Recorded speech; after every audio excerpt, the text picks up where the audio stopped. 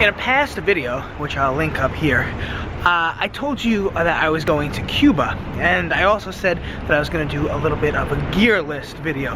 Well, that has turned into a how to pack for Cuba as an American, and that's going to start right now.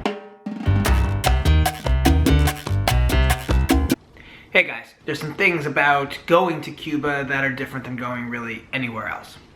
But before we get there, I thought that I would just do a quick little review on Cuba, American relations in Cuba and things like that, just to sort of set the mode for why some of the gear things that I get into in a second and packing needs are the way that they are. So maybe it's a little serious of a topic to then get into something that's slightly more frivolous, like packing your bags. But I think it'll be good and educational. All right, here we go. A little bit of quick history. And I'll skip a bunch of things, but there was a Spanish-American War in 1897 in which the US and Spain fought over Cuba. The US won and then occupied Cuba. Fast forward about 40 years, 50 years, Fidel Castro had taken over Cuba. The US reinvaded to try and get it back, and Fidel destroyed the US in like something crazy like 72 hours. After that, Fidel started talking to Russia,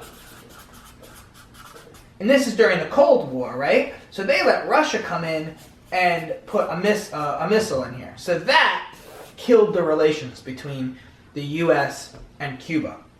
Eisenhower was like, there is no more trading, and that that embargo held for the next 50 years.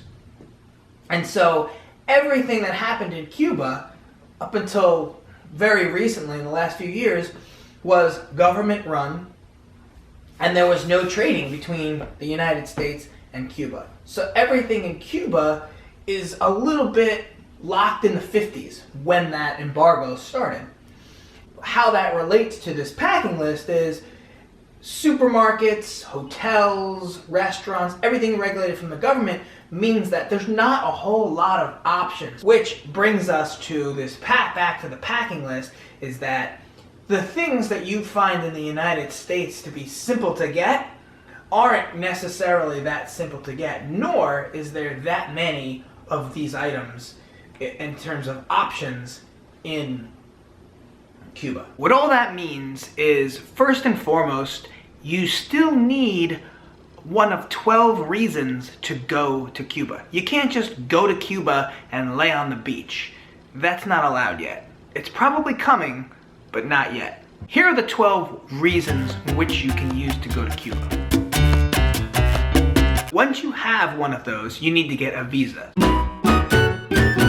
So the most important part of going to Cuba is having one of those visas. I'm going on a people-to-people visa, which will go in this, which is the second most important thing that you need to pack, is your passport, because your visa will go into your passport, and these two things are the things that are gonna get you in and out of Cuba. More importantly, the visa than the passport. Passport you obviously need when you go anywhere. So lastly, on the visa and paperwork tip, we are gonna have a lot of other stuff. So I've got all sorts of papers here that are releases and travel companies that I'm meeting up with, copies of my passport, fronts and backs, health insurance. Number 2, personal effects. So this is very interesting. Like I was saying before, there's not a lot of options. You're in the Caribbean. There's gonna be a lot of bugs. Bring some bug spray. Bring suntan lotion, because you may not be able to afford or find the suntan lotion that you want. I've got various amounts. I got some creams, I got some sprays. Along that same lines, make sure you bring some sunglasses and some hats, which I have in the back room. The other thing I like to always bring is some powder. I like the tingliness of the Gold Bond, so I use that. But you know what? When it's hot and it's sticky and things like that, and you're walking around a lot, powder could be your best friend. And don't skimp on these things. You can always throw it out, bring it back. It's better to have more than to not be able to find any of this. medicine. So, when you think about not having a lot of options, you can imagine what the pharmacy might look like. You kind of want to bring a mix of everything so you don't have to go crazy looking for a particular type of medicine if you have a problem. Anti-nausea medicine, of course, Imodium, little Pepto-Bismol pills, some Dayquils, some NyQuils, decongestants and expectorants, a big thing of Advil. Advil's like my saving grace. Cipro, a myriad of pills and over-the-counter things like that for stomach aches and itchiness and all of those other little things. I just want to make a point that I don't take a lot of medicine, and when I get sick, I don't like to take anything. I just sort of like to ride it out. So I'm from that school. This is all precautionary. But again, in the idea of packing for a place that you don't know what they're going to have and some of the things that you're accustomed to that you might need, you're better safe than sorry to bring it. In short, bring some medicine that you would normally think to walk into a pharmacy and get anywhere because they may not have it in Cuba. Money. So your ATM cards, your credit cards, none of that stuff is going to work in Cuba. They are going to charge you to convert this though, probably about 10%, and you'll do that in a hotel. You don't really do that in the banks or anything like that because everything is still government controlled. But you could do something like this where you could bring some Canadian money or you could bring some euros. Power, which is something that we're constantly needing more and more of, is sort of a critical thing when going to Cuba.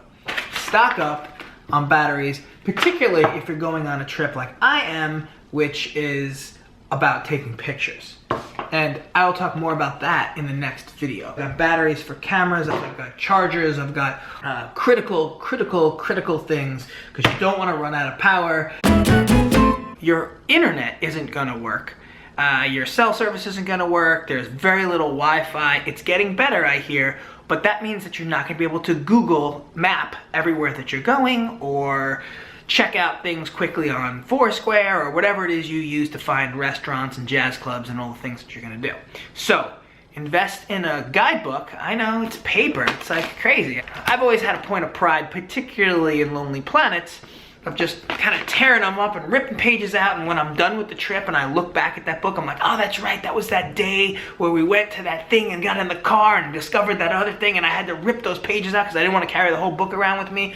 And it sort of becomes like a living souvenir of all the things that you need to do with highlights and crossouts and circles and stars and pages torn out and maps shoved in there and things like that. So bring some information that you can access without any electricity, internet, or cell service.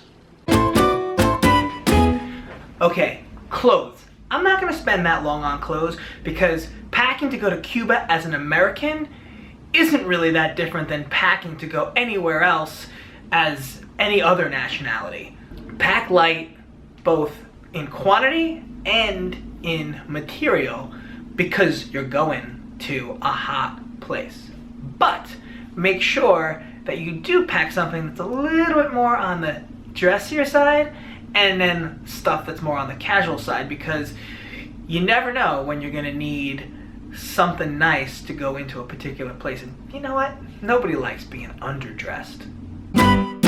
Almost done. The last thing I want to talk about is gear. And you're going to Cuba, it's going to be one of the prettiest and most photogenically interesting places that you've ever gone. You got to take a camera. So this is a Nikon D7000. It's got a 50mm lens on it, 24 to 135. Now what I'm filming on right here is a point and shoot Canon G7X, which I do a lot of the videos on, and it's sort of like the in my hip, pulled out all the time. And then I've got two cell phones. Neither of them are gonna work as cell phones, but I use them for time lapses and all sorts of things like that. This is a moment case, and this is a moment lens. And so I hook that up onto both my 5S and my 6S. Lots of cables and cords. Memory cards, let's not forget, are one of those things that you may not be able to find a lot of in Cuba. So bottom line though, when packing for Cuba and you're thinking about tech, A lot of the internet connected stuff isn't really gonna do you any good, but you're definitely gonna want a good solid camera, whether it's a DSLR like the one behind me, or like this one, which is a point and shoot, that's dedicated. I would not suggest just bringing an iPhone or a smartphone to take pictures, but that would work. Make sure you clean off all your other pictures so you've got plenty of memory in that smartphone. Now it's time to put all of that and all that other stuff in this.